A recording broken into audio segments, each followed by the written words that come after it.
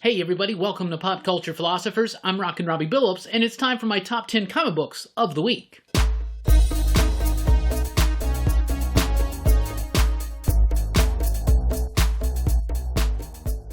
That's right everybody, thanks for checking out the video. Welcome to PCP, I am Rockin Robbie Billups. Today I'm giving my top 10 comic books of the week for the week of January 29th, 2020. These are my personal top 10 favorite comic books that came out this week. It was a big week, at least for me. I know it was a smaller week for some other people, but there was a lot of great stuff, and these are my top 10 picks for the week. At number 10, we have Justice League number 39. Written by Scott Snyder with artwork by Jorge Jimenez, Daniel Samperi, Juan Albarrán, and colors by Alejandro Sanchez and Hi-Fi. So Justice League number 39 is Scott Snyder's final issue on the title, and I absolutely thought he stuck that landing, nailed it, landed it perfectly. I absolutely love it. This has been a very fantastic run, at least in my opinion. It's been cosmic and explosive. It's been crisis-like. It's been huge stakes. In fact, the stakes just keep getting bigger and bigger as each story arc progresses. I've loved this book. It hasn't been the biggest character-focused book. It's been mostly event-focused, but the events have been spectacular. They've been big, giant, cosmic superhero action. That's the stuff that I eat up. And all this, as the stakes get higher, as things look more dire to the heroes, this is a very natural and organic ending to his run on Justice League. Now, this is just setting up stuff for the future. Hell Arisen, which is going on right now, which is the Lex Luthor versus the Batman Who Laughs, takes place right after this stuff. So read this, then read Hell Arisen, and then get ready for the sequel to Metal. We believe it's called Death Metal, and we're very, very excited because what Snyder has been building up to, it's not even done yet. In fact, it ain't even started yet. Justice League number 39 was fantastic. I love Jimenez's artwork, especially with Alejandro Sanchez on the coloring. They only do the first half of the book. The second half is done by filler artists, and it's decent and it's okay, but it doesn't have that impactful, dynamic, fluid motion that Jorge Jimenez can bring to the table. All in all, I love Justice League number 39. The fact that Scott and company were able to land this ending really cements its place on the top 10 this week. I absolutely loved it. This has been one of my favorite Justice League runs of all time, and I'm going to be sad to see it go. At number 9, we have Farmhand number 13, created, written, and drawn by Rob Guillory with colors by Jeremy Treese. Farmhand is just a superb book. Rob Guillory has really outdone himself with this book. It keeps getting better and better. It starts with a very simple premise. This dude figures out how to grow body parts using vegetation. So he's got a seed that he can plant in the ground and grow a tree of eyeballs. Right? Bushes of ears and arms and stuff like that, right? So he starts transplanting people. Now, obviously, you know this is going to get effed up in some way or another, especially when Rob Guillory is involved. Rob's pencils are absolutely amazing. It's a cartoonish, very distinctive style, and I really think it fits so perfectly for this story. I love it. The book's got a crazy cool concept, and you know that it just spirals out from that, but it's anchored by this really great character work, this family. Jebediah, I believe, is the name of the farmer who came up with the idea of this seed, right? But there's a whole bunch of backstory that starts getting explained. And in the last few issues, in this issue in particular, a lot gets explained, but it doesn't get bogged down in exposition or overly verbose pages or anything like this. This book keeps its sense of fun and its sense of seriousness. I absolutely love it. I think it really does that great balance of absurd and wild and wacky and nuanced and rich and deep. It really does. It works so well. It's a great concept. That concept keeps getting deeper. It keeps getting more and more compelling, but the characters really anchor this book. I absolutely love it. Farmhand, if you're not reading it, you definitely should. At number 8, we have Redneck, number 25, written by Donny Cates with artwork by Lissandro Esterin, coloring by D. Cuniff, and lettering by Joe Sabino.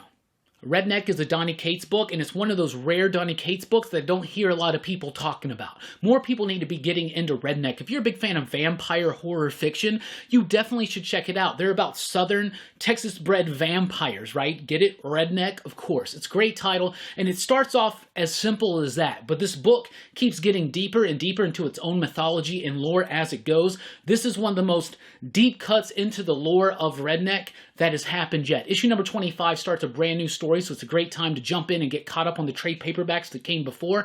I absolutely love this book. In this book, Donny Cates gives us the origins of vampires, and he takes this very silly vampire story that starts off that way, at least, and really has brought it into this big, damn near biblical type story. I absolutely love it. Redneck number 25 was one of the best issues of the series yet. It was pitch perfect. It was mostly a silent issue. Not completely, but mostly. But it really does enhance Esterin's pencils. You recently saw his work over at Strange Skies over East Berlin. This is a different style. It's a little bit more gritty, a little bit more raw, a little bit more frantic, but it works so well for this book. I absolutely love it.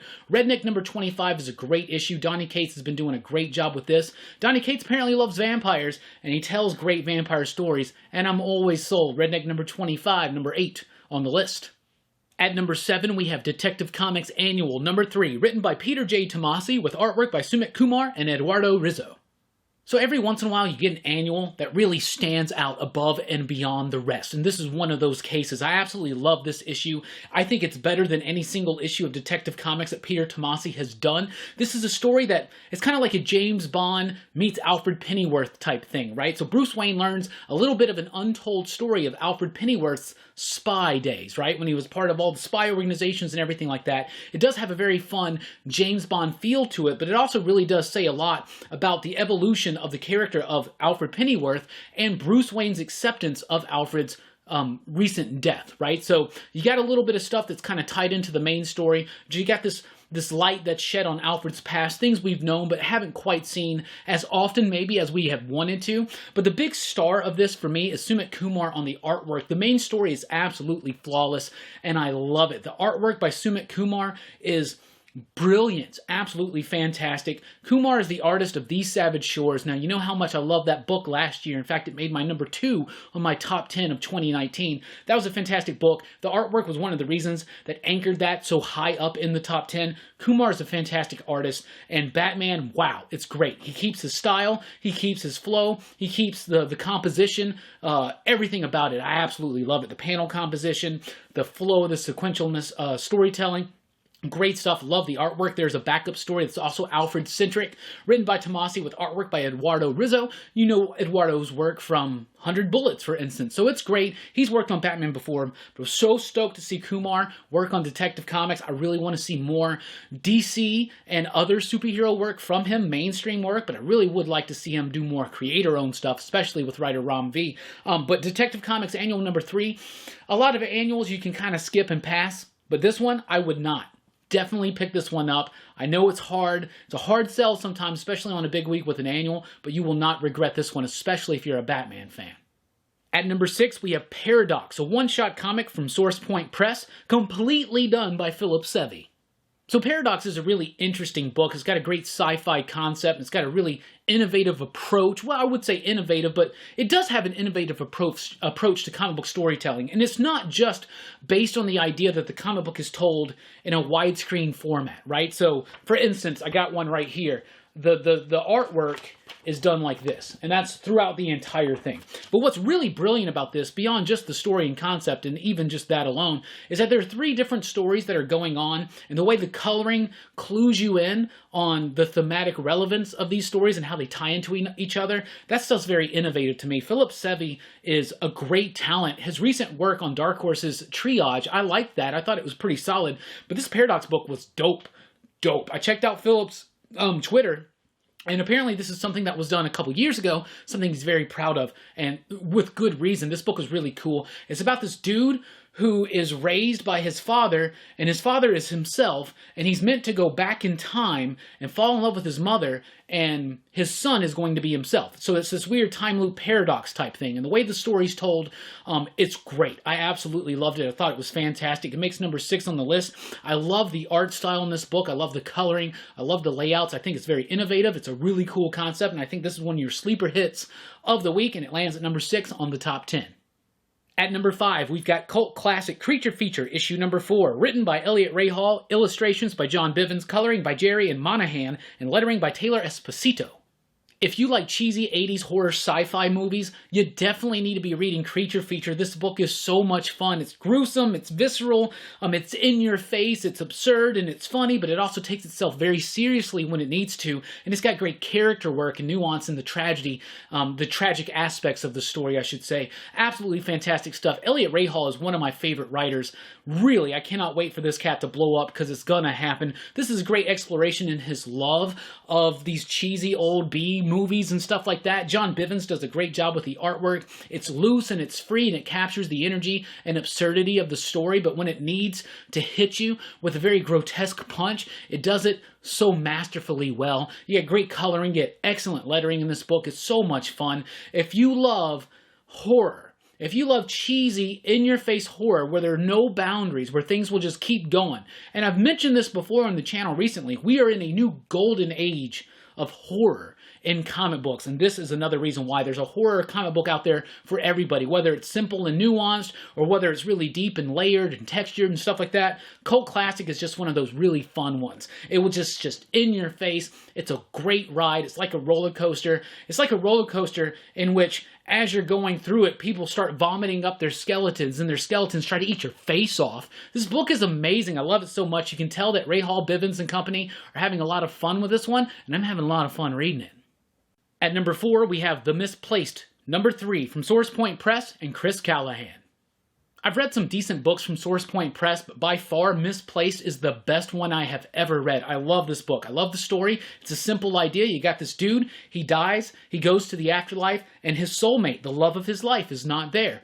She should be here. Where is she? Well, she just didn't show up. Apparently that happens occasionally. So he asks them to send him back so we can discover the mystery of where these missing souls go. And it gets tied into this woman who thinks she can kind of understand the workings of the universe and create her own. And she's trapping souls in paintings. And whoa, this book has got a great esoteric hidden subtext behind it. It's got some great, wonderful artwork. The artwork in this book blows me away. The scope and aspect of this book blow me away. Chris Callahan's doing all of this himself, and really it's amazing. I think it's innovative. I love the structure. I love the themes. I love everything about it. This book is so good, so strong. 3 issues out of 4, and it's just blowing me away. I can't wait to see how this one wraps up. Like I said, it's a little esoteric. It's a little bit challenging at times, and it's not just challenging as a read, but it's challenging you as a reader. What do you believe? Your philosophies and all that kind of stuff. I absolutely love this book. I love books that kind of tackle these kind of subjects in such an artistic and beautiful and expressive way. The artwork alone sells me on this book, and then you got that esoteric subtext there, and it just, if you know me, you know I'm into stuff like that. The Misplaced from Source Point Press. If it's not out there in your shops, definitely look for it. Definitely request it. This book is amazing. Well, a trade should be coming out soon if you can't find any issues. But this book blows me away. I love it. And 3 issues in, fantastic. At number 3, we've got Thor, number 2, written by Donny Cates, with artwork by Nick Klein and coloring by Matt Wilson. Man, oh man, is this Thor book amazing. It is amazing. It is thunderously awesome. It seriously is. The first issue was a great setup into a new direction and a new run on Thor, and a new threat looming on the horizon. You got Galactus, you got the Heralds of Galactus, you got a new, you got a Thor with newly given powers. You got some fantastic stuff. Issue number 1 was great. A great way to bridge the Jason Aaron run right into this new stuff. And issue number 2 keeps that momentum, it keeps that pace, it keeps that power, that sense of explosiveness, that sense of thunder and awe. Donny Cates loves the character. You can tell. I'm loving his take on the character. Nick Klein's artwork, when it first was announced that Nick Klein was doing this one, I was like, I don't know. The only work I'd really seen him on was Scotty Young's Deadpool. And that was great work, but I was like, I don't know if that's appropriate for Thor. It is more than appropriate for Thor, and it definitely handles the weight of the book, if that makes sense. Matt Wilson is no stranger to coloring the world of Thor. He's been coloring it for a long time, for the last few years, and the way that the colors for Matt Wilson works with Nick Klein's illustrations, it's so perfect and it's great. The Rainbow Bridge, the energy crackling off of people like Galactus and Thor. This is a great issue. I'm not trying to spoil too much, but basically Thor is a herald of Galactus now, and that's a great dichotomy right there. That's a great struggle that he has, and it's great stuff. But like I said, there's this bigger threat looming on the horizon, and man, you get some moments in here where Thor just straight out punks Galactus. Great stuff. Also, Donny Cates kind of punks out the Justice League in the very beginning. I loved it. I thought it was amazing. This is shaping up to be one of Marvel's most exciting, most thrilling and exhilarating and powerful comics on shelves. Thor number 2 was definitely a winner. I'm down for more Donny Cates and Nick Klein on Thor. At number 2, we've got Something is Killing the Children, number 5, written by James Tynion IV with artwork by Werther del Edera and Miguel Muerto on the coloring. Something is Killing the Children has been one of the best comic books on shelves for the last few months since it debuted, and this is by far, in my opinion, the best issue of the series yet. James Tynion does a great job of pacing this out, keeping the suspense there, building up the characters and the mystery, and really kind of balancing it all out. Then you got the artwork. The artwork is splendid, and it works so well with Tynion's script. You sometimes, for instance, with Justice League Dark this week, sometimes Tynion's scripts get a little verbose. It gets a little weighty in certain pages as opposed to others. Something is Killing the Children never feels like that. The pace, because of the dialogue, the way that the story is told with the composition and the panel layout, everything about it actually flows very fast and very quick. And it's a very brisk read, but it's a very impactful read. And issue number 5 is definitely one of the most impactful issues yet. Muerto's colors really help add anchoring and weight to the story, and it gives it a tone. It's a tone that's kind of melancholy. It's a tone that's also very exciting at the same time, and that's what this book is. And this book has a gut punch in it. It's got a scene in it that's so hard for me to read. It is very effective. I will say that. This is the best issue yet, and as I mentioned, and I'll keep mentioning this as long as books like this are produced, we're in a golden age of horror, and Something is Killing the Children is one of those books that does not hold any punches at all. It breaks all the rules. We were talking about creature feature not caring about the rules or boundaries. Ha! Wait till you read this issue of Something is Killing the Children, and I will tell you this. The name of the book is Something is Killing the Children, and they're not shying away from that. This book is flawless. It's amazing. It's great. And I'm so excited that this book is going to continue. I believe it originally was set up to be a miniseries, but it's been successful, and rightly so. It's going to continue. There's a lot more story to tell. This issue was, holy cow, was it crazy. This one blew me away. Blew me away. Blew me away. If you read it, let me know down below, because you know what scene I'm talking about. No spoilers, but you know what scene I'm talking about. Man, wasn't that something? Anyway, Something's Killing Children, number 5. Of course it's great. And at number 1, Olympia, number 3, written by Kurt and Tony Pyers with artwork by Alex Deodato, coloring by Dee Cunniffe, and lettering by Micah Myers. Olympia is just fantastic. What more can I say? Issue number 1 and 2 was great. It's a simple story. It's kind of like Last Action Hero in a way, but with comic books, right? So there's this kid. He's kind of a little bit of a loner, and he reads comic books, right? Reminds me of when I was a kid, right? Though I maybe had a little bit more friends than this kid does, but we don't really know how many friends this kid has. Anyway, very great meta commentary on comic books, on works of people like Jack Kirby. This book is infused with Kirby. It really, really is. So it's about this kid whose favorite superhero comes to life and shows up in the real world, right? He cracks the barrier of dimensions and comes from the comic book page into the real world. Cool, decent idea. Kurt Pyers, this story was developed with his father, and the artwork is Alex Deodato, like I said, and Dee Cunniffe. They do an amazing job. Micah Myers' lettering is essential to the success of this book. So the entire creative team is just flawless on this. And you really feel the passion that Kurt Pyers is showing in his scripts. And this is seriously some of the best work I've ever seen from Kurt Pyers. And I think Kurt Pyers is still early in his career. I'm not 100% sure of that. I've only really read this and Weird. But this is levels above what Weird was, and I thought Weird was really good. So anyway, you got a simple concept, right? And it works. It's cool, right? Anybody, most accomplished and capable creators can make a decent story out of that idea. But then you get to issue number 3. Issue number 3 separates itself out from just being a cool concept and a neat idea done by a very capable creative team into something next level and groundbreaking. This book has so much nuance.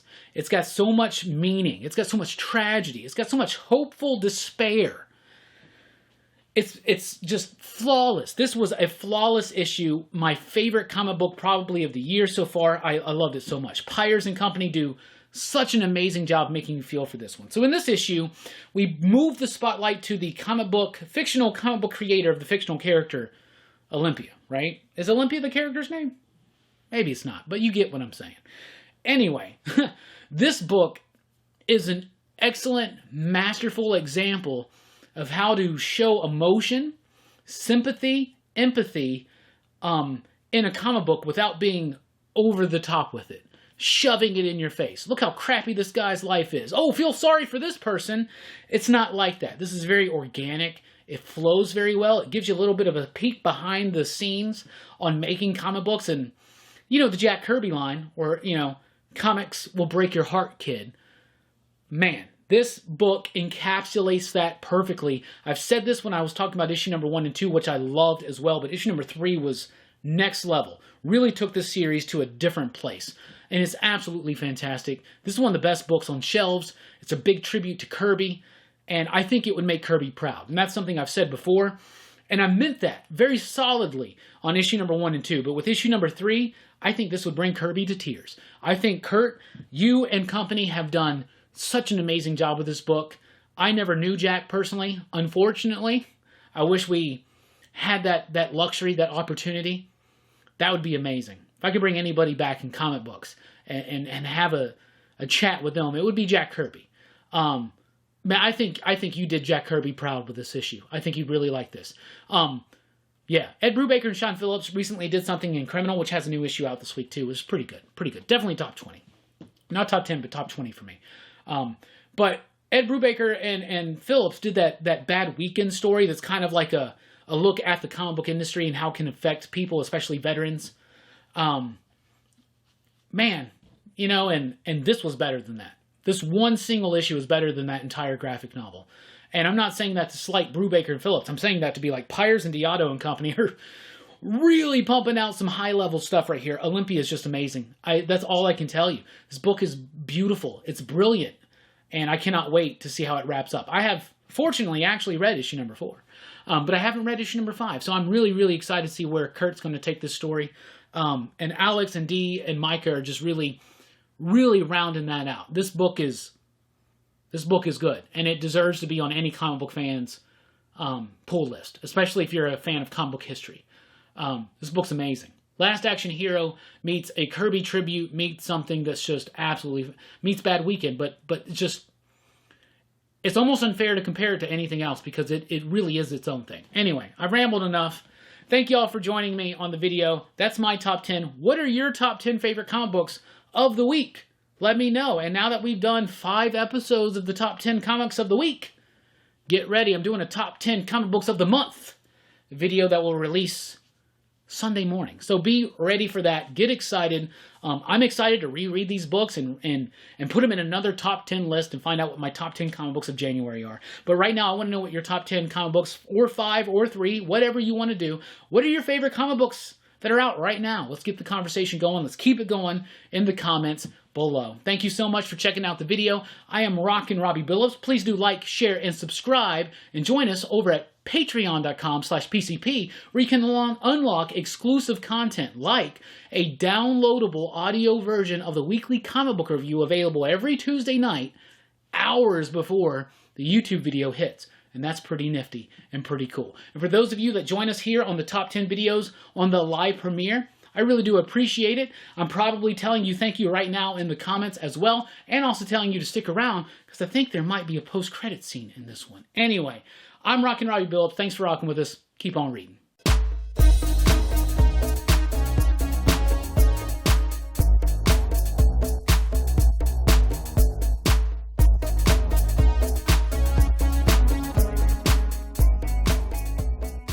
Did I promise a post-credit scene? It's just gonna be something silly. Y'all don't even want to see this. But it's morphin' time! Motherfucking Tiger Zord! The power! Oh,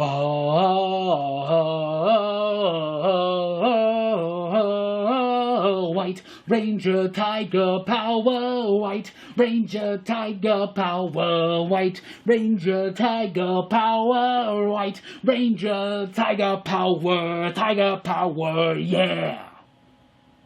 I told you it was stupid.